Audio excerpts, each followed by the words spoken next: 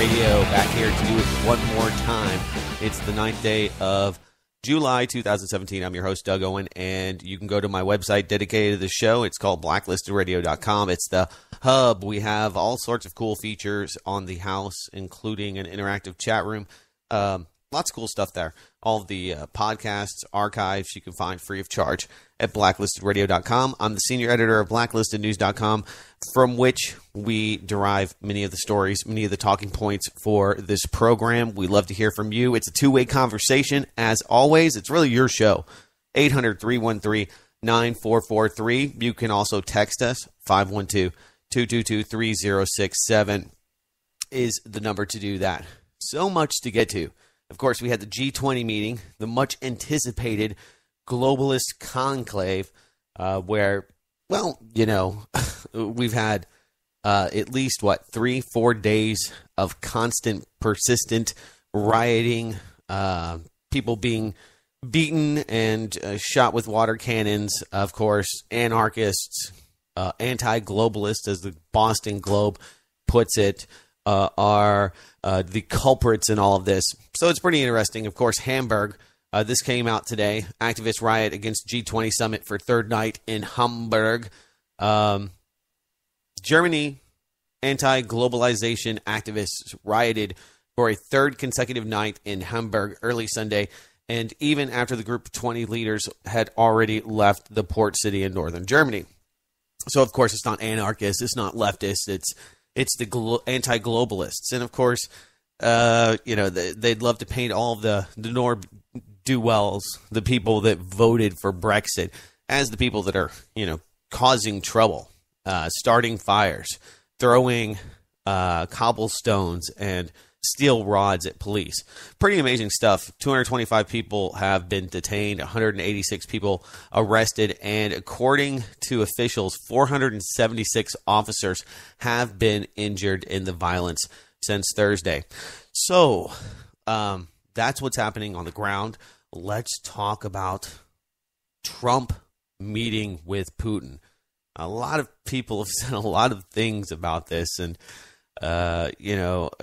this all coming off of the Memetic war that has been happening. Memes. If you're not familiar with memes, you may be now, because it's now internet culture touching people, regular people, in a lot of new ways. Doxing, a word that a lot of people probably didn't know until this week, I guess the genesis of it was that there is this stupid meme. We talked about it briefly. I hate to talk about it again. We did it last week, but this guy put a CNN logo on top of a character that Donald Trump is wrestling in a WWE thing he did. The media freaked out, saying that Donald Trump was calling for violence, and just so much hyperbolic nonsense coming out of the mainstream media. It was hard to stomach. So, of course, Alex Jones now has a contest going for the best, pro-Trump, anti-CNN, kill the fake media meme contest, and people are getting a few $1,000. Pretty funny stuff coming out of it, quite honestly. But the media was, CNN journalists were discussing whether or not, Jake Tapper as well, whether or not they should reveal the identity of this guy.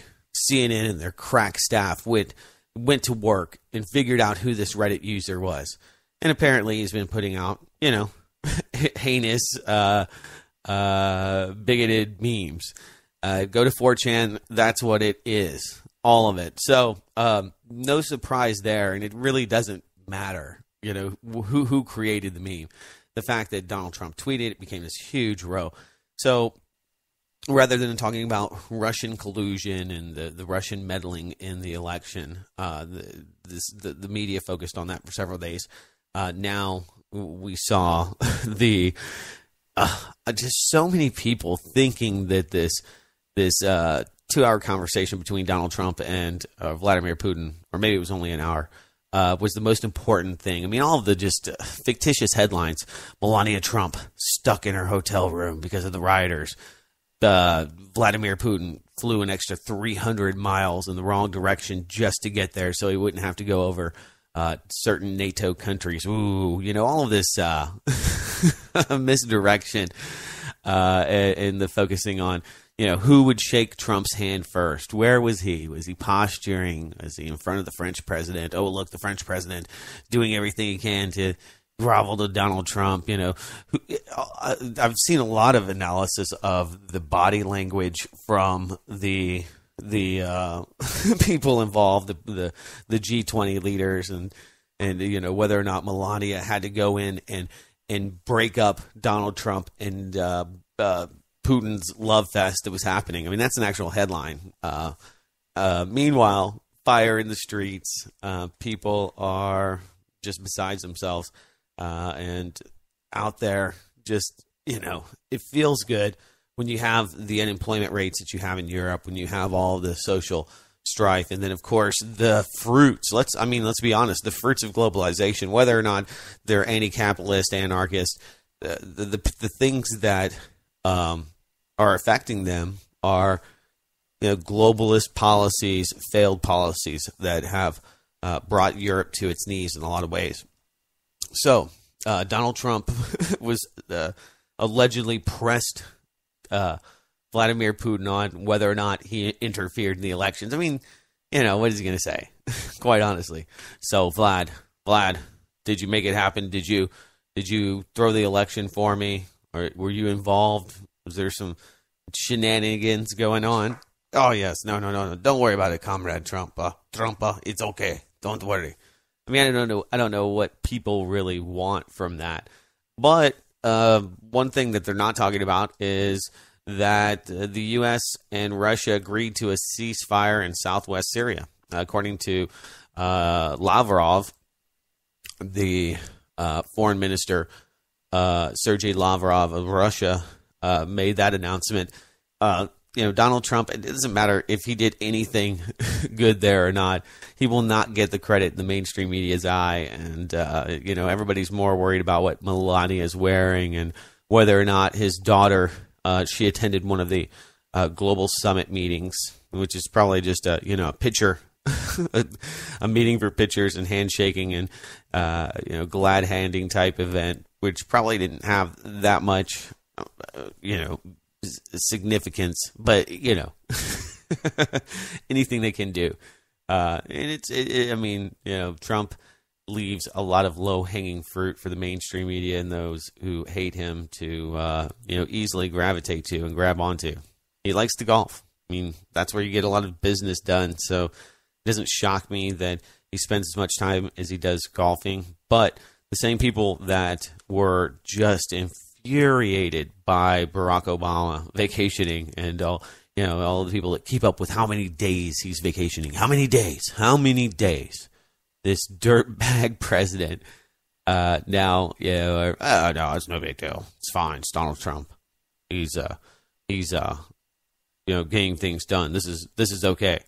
When Barack Obama was out there with billionaires golfing, big problem. So, plenty of hypocrisy there when it comes to not my guy, or if you're all in for Trump. I mean, the one thing that I think a lot of people do appreciate about him, especially probably those that are in the counterculture, other than Jeff Sessions wanting to go after legal cannabis. I mean, some of the other things that are probably pretty heinous in the minds of freedom-loving Americans. Is that he is the contrarian. He doesn't do it their way. He will tweet the most ridiculous things that seem very unpresidential. I mean, it's his Twitter account. He can put out what he wants to. People are like, "Oh my God, it was the official POTUS a Twitter account that he was using." As if there's some esteemed Twitter handle that's, the whole world's watching Donald Trump. And when you put out things like that, baby starve and, whatever. Needless to say, you had some other opportunists, people like New York Mayor de Blasio. He went to Germany, to Hamburg, to be with other anti-capitalist protesters that were gathering on Friday. And, his own constituents probably wonder how much, he's focused on serving them rather than ideas. And that's what it's about. I mean, this guy is definitely anti-capitalist, anti-gun. I mean, pro central government at its finest, and believes that, the only people that should have any kind of protection are police officers. The rest of you are serfs. And he said as much in some of the, taxing and whatnot, which, I don't know. How much soda do you really need per day? But at what point does the government decide how much soda you get per day? Those are the kind of Bloomberg and de Blasio policies, no matter how unconstitutional they are, that they've been pushing. So I guess my grander point, if there is one, is that he's an ideologue. He's an ism guy. He's all about, he's worried more about sanctuary cities and the amount of EPA funding that's, going to help fight global warming than he really is the citizens of New York. So I think that's one thing a lot of people probably took away from it. He's facing an upcoming election. So, you should probably worry about things that are happening, in New York City and in the state of New York, in the United States. But, of course, global warming is such a much larger issue than any one of us, than politics itself. And, I always go back to, but what are you going to do? Carbon credit schemes, other scams like Solyndra, and these, government and NGO funded escapades into, these private technology companies. I mean, what does that mean? More taxes on me? That's usually what it means. And taxes, I guess, are I'm not a fan, but they're kind of a necessary evil, even if you're into minimalist government. So if you're going to tax people, I think that it should be spent appropriately. So one of the many things I could bag on when it comes to globalists and what we have today. So Syria was on the table, big topic for the G20. Of course, the European economy. We now have the potential for millions of African refugees to flood in. Even people like Bill Gates are now, waving the white flag, ringing and sirening the alarm bells for this, potential huge culture shock. I mean, it's just like, with all the hype that's surrounding North Korea, the live firing drills that the U.S. was just doing has once again infuriated dear leader Junior. And, I've talked about North Korea and the lack of solution, because quite honestly, if the North Korean regime failed, you would have over 32 million people, about the size of L.A., pour into Seoul, would pour into South Korea if they didn't, blow the peninsula apart somehow in the process of that. So, I mean, it's definitely a real issue. The only power anyone really has over them is China. China. I sound like Donald Trump.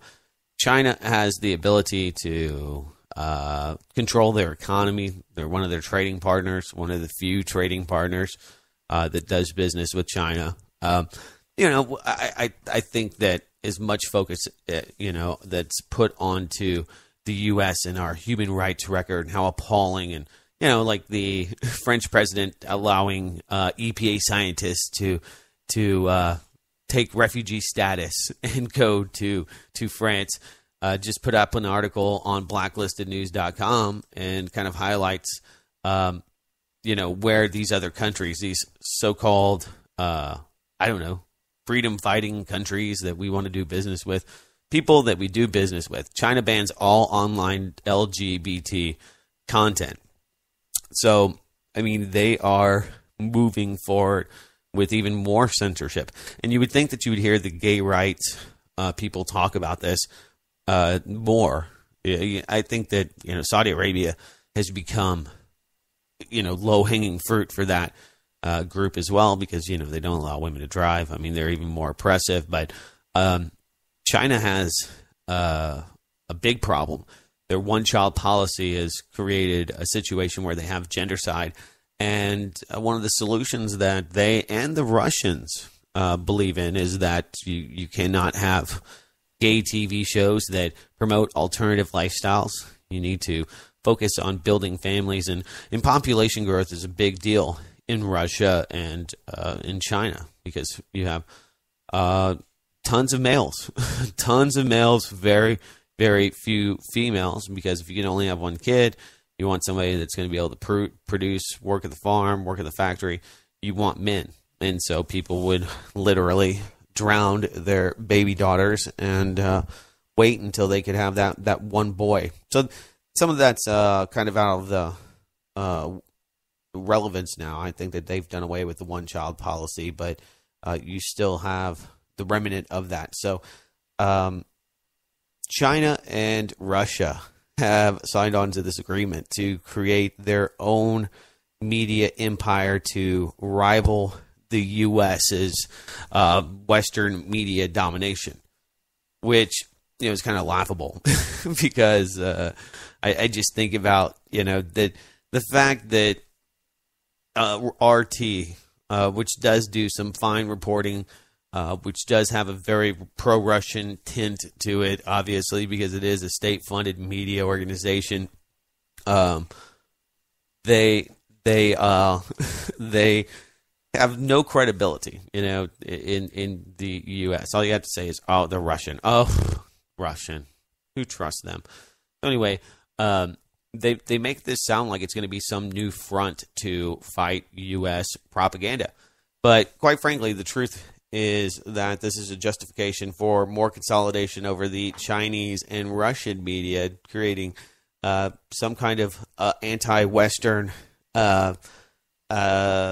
propaganda, which is probably what it'll be for their domestic population. Blame all your problems and all of the things that are going on the West. It's an easy thing to do because, we've had our hands in a lot of, bad things for a long time. Not that any country is innocent of that. It's like were the Russians spying? Of course they're spying. It's called statecraft. It's what governments do. We were monitoring the French elections. We've been monitoring just about every election that's happened that we could get our hands into probably for the last, 65 years.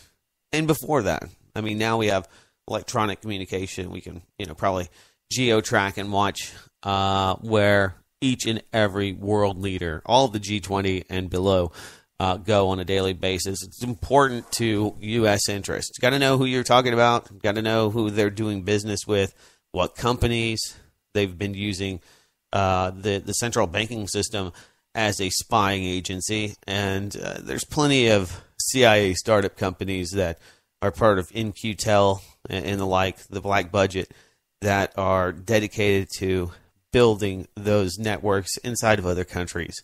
Not to mention all the stuff that Edward Snowden obviously relayed to us. And the Five Eyes group, do you know much about it? Probably not. Nobody does. It's a secretive co-op of intelligence gathering and sharing between the five top Western nations: the U.S., Israel, Australia, and a few others, and a couple of European nations, and probably Canada too. And we have no idea what they're doing.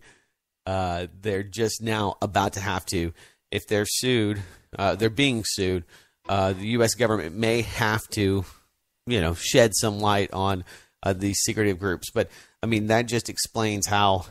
Even what we know is so limited to compare it to what is probably happening today in the surveillance industry. So we just get a small preview, guys. Quick break. We'll be back on the other side. You can be part of it. 800-313-9443. It's Blacklisted Radio.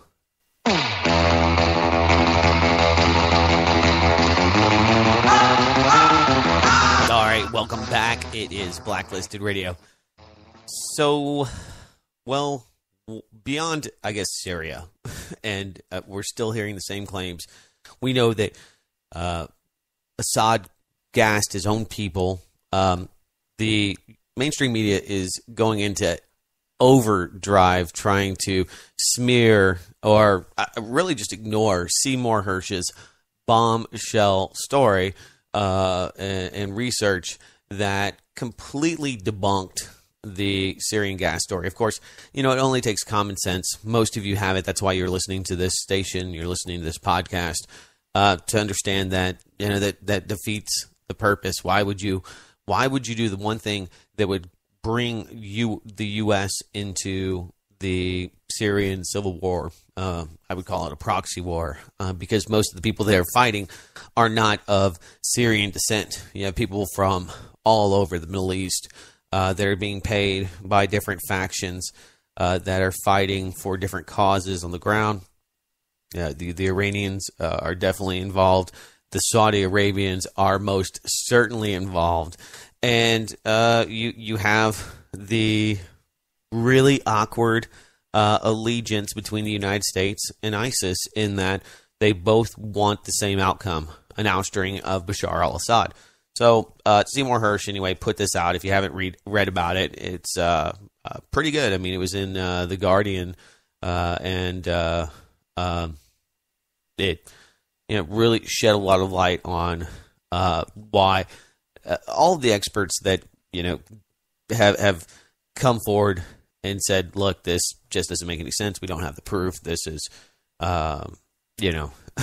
it's just there is no there.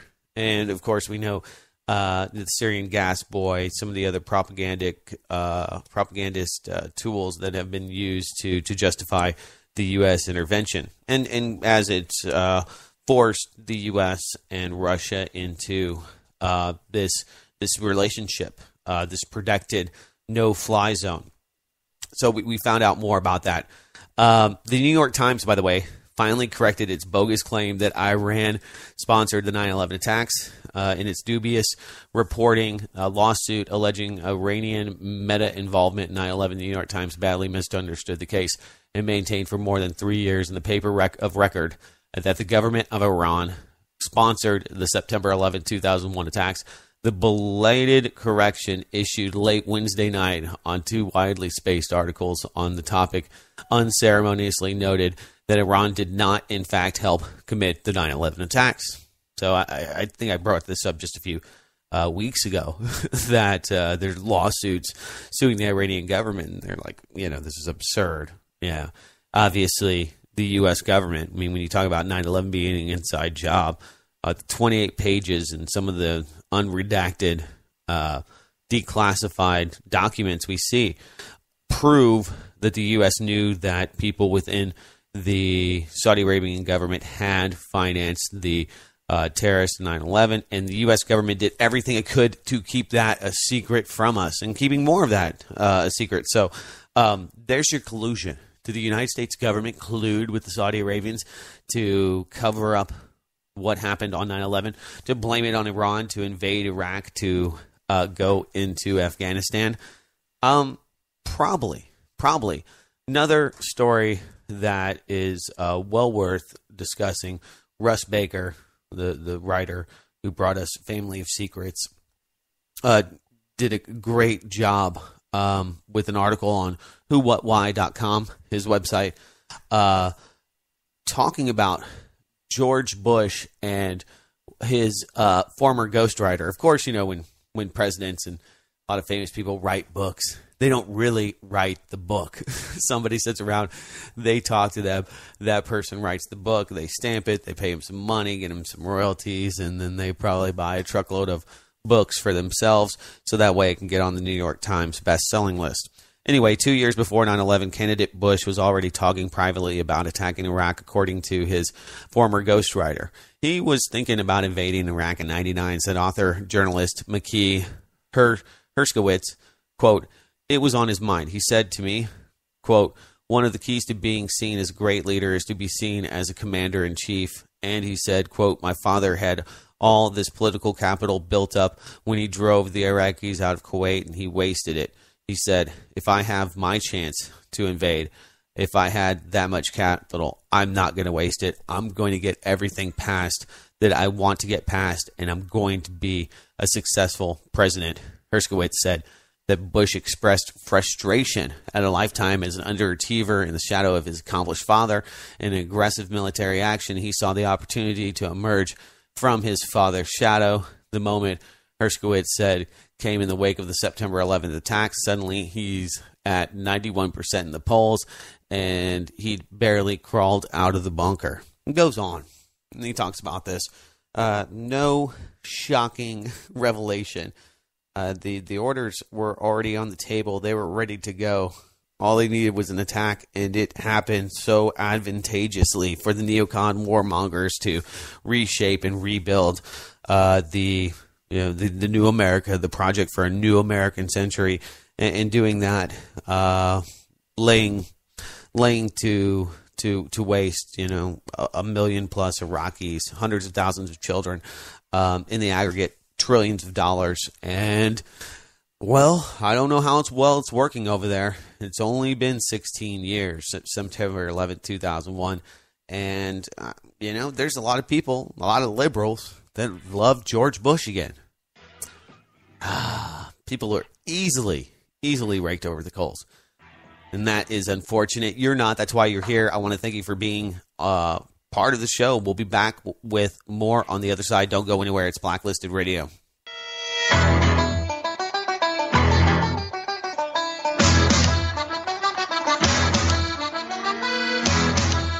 All right, welcome back. It's Blacklisted Radio. A lot of people were commenting about the Russian/Chinese new media plan to this new government media initiative, which you can only imagine. I mean, government media and having some kind of alliance. We won't say nasty things about you. We'll only talk crap about, Donald Trump and the Ukrainians or whatever it may be. Don't worry. We've got an alliance. We'll find some government funding and we'll have our own voice of America. Not that there isn't plenty of domestic propaganda. This FOIA request shows that the CIA/Pentagon made 1,800 movies, TV shows to make America love war, according to Claire Burdish. This story hit the street this week, and there was a bunch of people actually following it. Actually saw it. The Boston Herald did a little piece on it, which was shocking. Hollywood magic doesn't percolate only in the minds of legendary producers and acclaimed directors to be brought to life on the big and television screens, where actors' adept performances capture our imaginations. Rather, if the plot pertains to the military, it's more likely the Department of Defense has had a hand in the script. From Meet the Parents and America's Got Talent to Cupcake Wars and Zero Dark 30, even Iron Man, Oprah, Patriot Games, James Bond's Thriller, Tomorrow Never Dies. If the production pertains to the war machine or surveillance state, it's a veritable guarantee government has significantly influenced the final product. Censorship apparently reigns more supreme over Hollywood than we ever surmised. 1,800 movies. I mean, that is kind of shocking. I mean, the CIA and the Pentagon are always putting a pro-tint, anti-Russian stint currently into the narratives. I mean, if you just watch Modern Family, you watch any of these shows, I mean, there's always these little jokes. The Simpsons have tons of them. Family Guy has all sorts of little jabs at the Ruskies. So, House of Cards. It's a great series. A lot of things that parallel the current state of geopolitics, that you'll find all of these little nuggets in there, and it's not a mistake, or you're not just finding writers that are injecting this. They're actually getting paid. We've talked about it a lot, but this recent revelation really does highlight how much the CIA and the Department of Defense, the Pentagon, the FBI, and other military and domestic policing there is invested in this. So plenty of money for, how you always wonder, how do those crappy Hollywood flicks keep getting made? Who's paying for these things?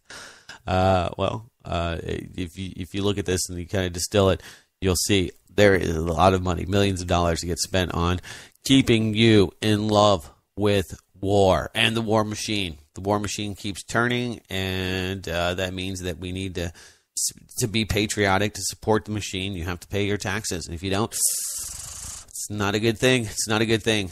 I didn't mention this earlier, but one of the G20, one of the questions was, why is Donald Trump going to Poland?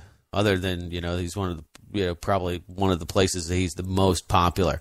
Yes, they bust in people to make it look like, everything was hunky-dory.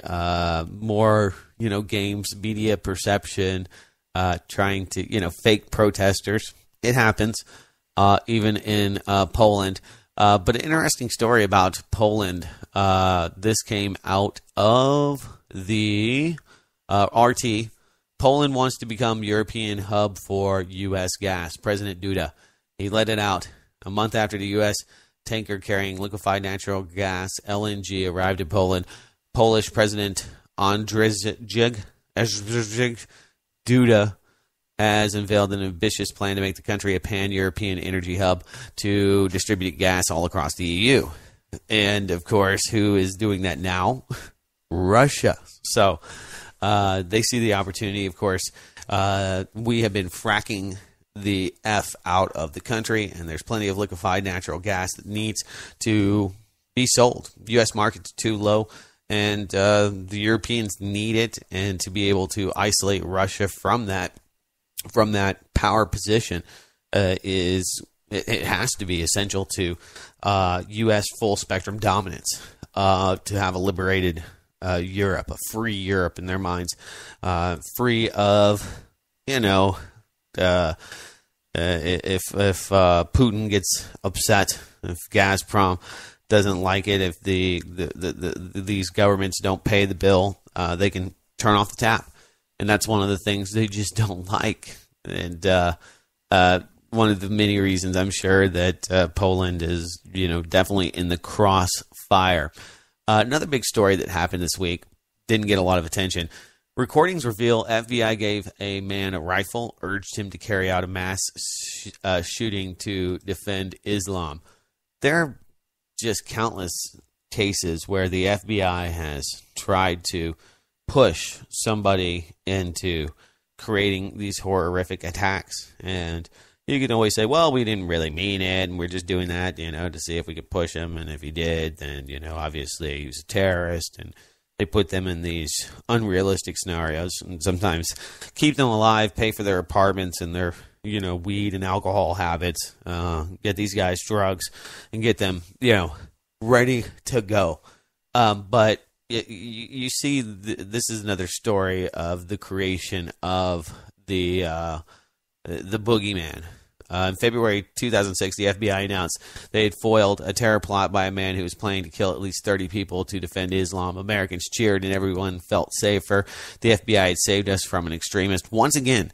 However, that's not how things actually happened. For 2 months, two corrupt FBI informants goaded Hamza into obtaining weapons, according to his attorneys. Hundreds of hours of recorded conversations showed the FBI pressed Hamza into getting these weapons and eventually began pushing him out to carry a mass shooting. Despite the intense peer pressure from the people pretending that they were mass murderers, Hamza resisted. He didn't even want the guns. Now his attorneys have filed a motion to get him released on bond because they say he's been set up. And I haven't gone through all of them, but this will lay out in the courts, and this may be another, after the fact. You can beat the rap, you can't beat the ride. The arrest itself, the circus was, for a short term hurrah, getting that FBI budget, getting that next promotion, getting the people scared once again in a nice, timely, cyclical fashion. And so, yeah, they'll let him off, and maybe they'll pay him a few $1,000,000, and his good name will be righted. But most people won't remember. Most people will remember that the FBI did a great job. They're keeping us safe. We need to expand their budgets. We need to take care of them. Man, the show is flying. Some of the other stuff that's happening around here in the world of Doug, here where I live, sometimes you get so concerned, or you're following so much external, stories, things that are happening across the globe, you forget to look around. Interesting story here. Judge rules Texas professors can't substantiate campus carry fears. They did something very controversial just recently here in Texas. You would think that it was probably already law, but things like open carry, where you're actually allowed, if you have a concealed carry permit, you can open carry a firearm on your holster. Businesses, any kind of business or establishment is able to opt out, put up a sign that said, holster your gun, hide it. We don't want you there showing it off. Well, they took it a step further and said, hey, look, people need guns on college campuses. And like you would think, the media erupted. People freaked out, saying that we would see this huge surge in shootings, and that people that would be upset with their grades would shoot their professors. A lot of stuff that just didn't happen. So professors were suing, trying to get guns out of the classroom once again here in Texas.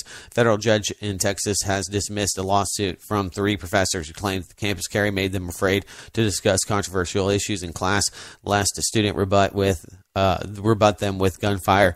The 3 University of Texas at Austin professors who filed the lawsuit, Lisa Moore, Jennifer Lynn Glass, and Mia Carter, all claimed that the law would infringe on their First Amendment rights in the classroom by making them fearful of discussing controversial issues, according to the Texas Tribune. Well, the judge said, yeah, that's bullcrap. Okay, we haven't had one person shot on a campus yet from somebody that had a concealed carry license. Somebody that's, not that it couldn't happen, but they could have no license and shoot people on a campus as well. That does happen from time to time. It's unfortunate, but people that are not in the right mind, don't necessarily obey the rules. When you go out and you decide to kill people, you're breaking a few laws along the way, and most of those people think those are pretty inconsequential, I would imagine, or they're just out of their mind. You have to be if you just decide that the solution for you is to shoot up a bunch of people.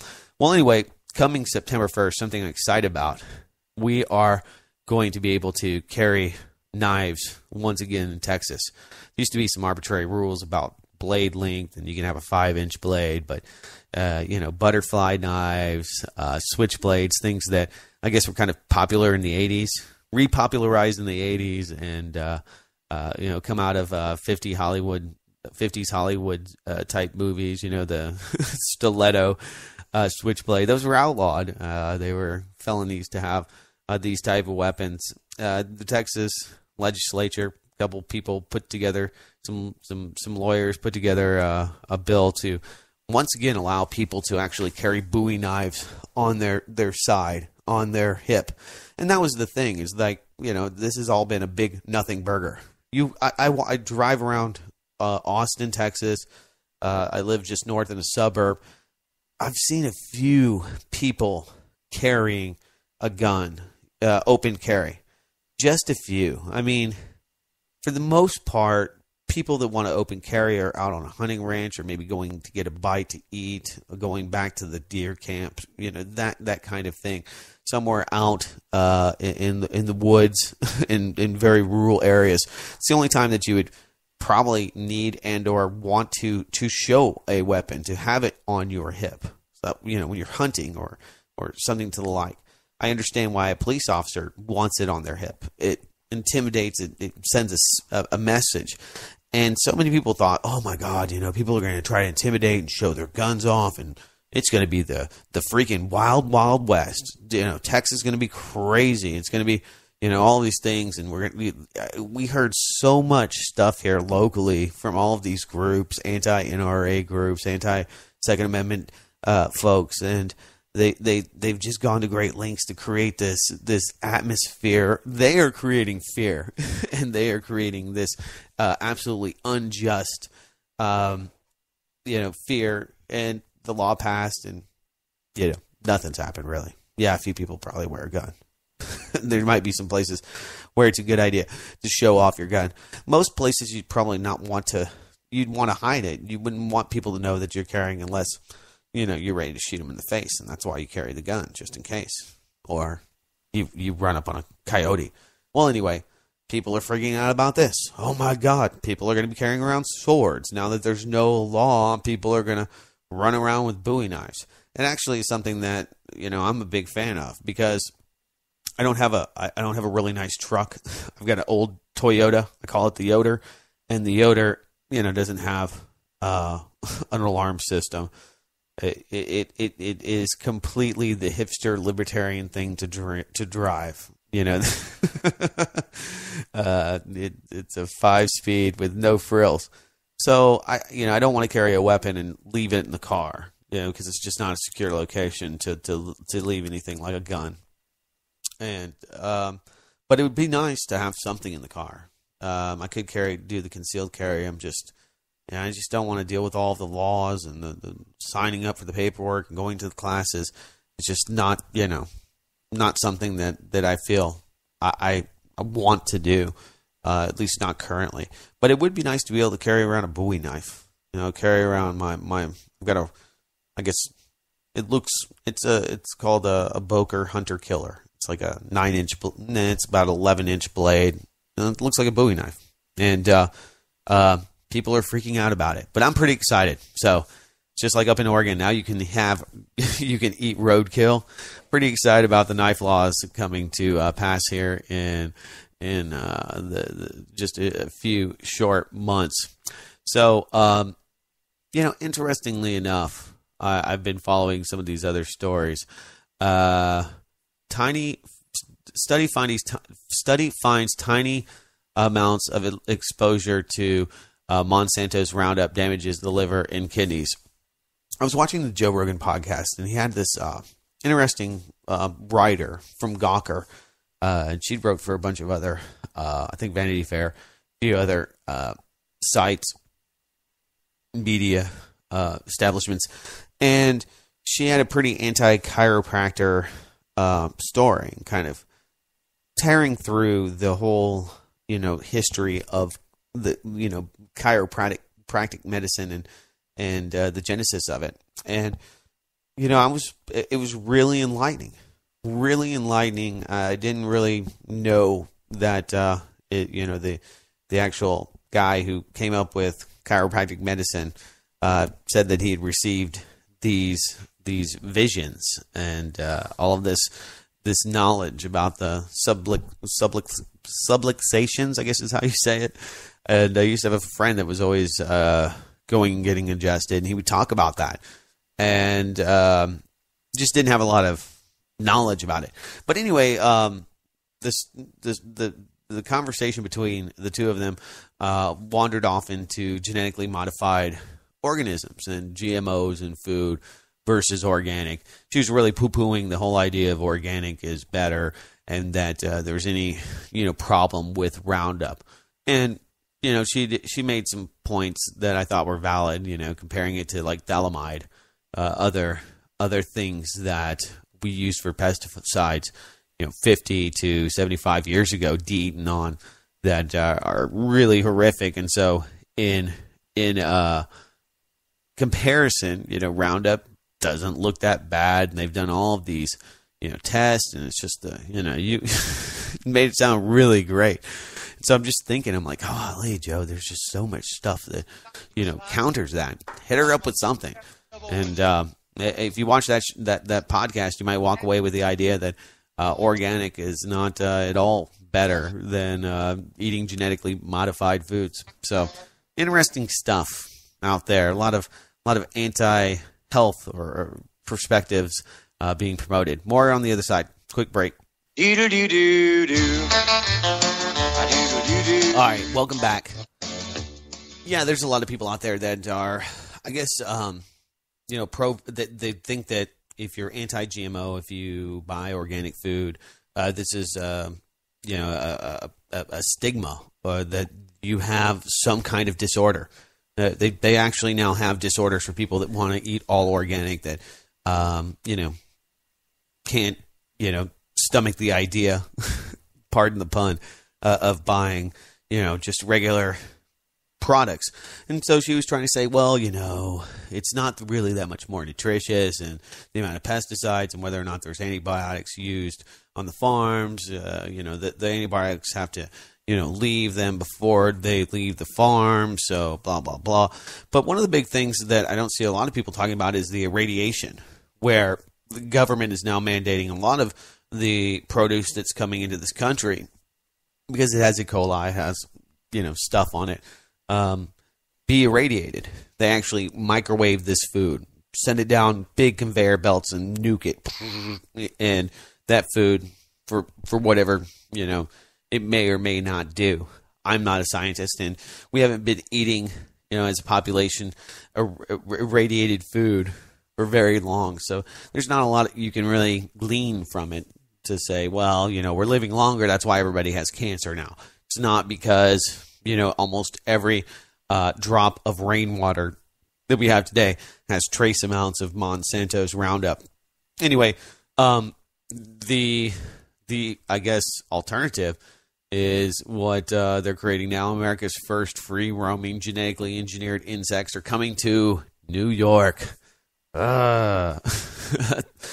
Diamondback moths have been causing a lot of trouble. They are a major pain for farmers. The moths have been engineered to fight these guys by the British biotech firm Oxitec, same company that last year caused a stir with its plans to release genetically modified Zika-fighting mosquitoes in the Florida Keys. The diamondback moths take a similar approach to the mosquitoes, modifying male mosquitoes to limit the population over time by passing on a gene to the offspring when it mates with wild females that causes female moths to die before they can reach maturity. So we are moving into the genetically modified world. A lot of people worry about the chemtrails. A lot of people worry about, I don't know, things like the CERN Hadron Collider and whether or not it's opening up a portal to hell. I mean, it may be. We may be here. That's what happened for a lot of people in Dimension B when Hillary Clinton lost the 2016 election. They were thinking that the Hadron Collider opened up and we found new particles and created a black hole, and all of us were sucked into it, into a world where Kim Kardashian is more popular than, I don't know, Albert Einstein, more famous and more known than renowned Nobel Prize winners, when people they don't know who Stephen Hawking is, although I'm not pro Stephen Hawking by any stretch. The things that he's had ALS for 50 years, and I don't know. He's got they give him the creepiest computer generated voice possible. And, I don't know what to make of that guy really, but, not as popular as Kim Kardashian. That was my point. Obviously that's real news. What's Kanye doing? What's happening in Hollywood? And, well, of course, it's all pro-military stuff because there's lots of money. We've learned that tonight. Guys, thank you for the time. I appreciate it. It's kind of a lot of stream of conscious thought here on the show, which I find fun. I'll be back next Sunday for another live edition of Blacklisted Radio. I hope you will as well. Go to my website in the meantime, blacklistedradio.com. Take care.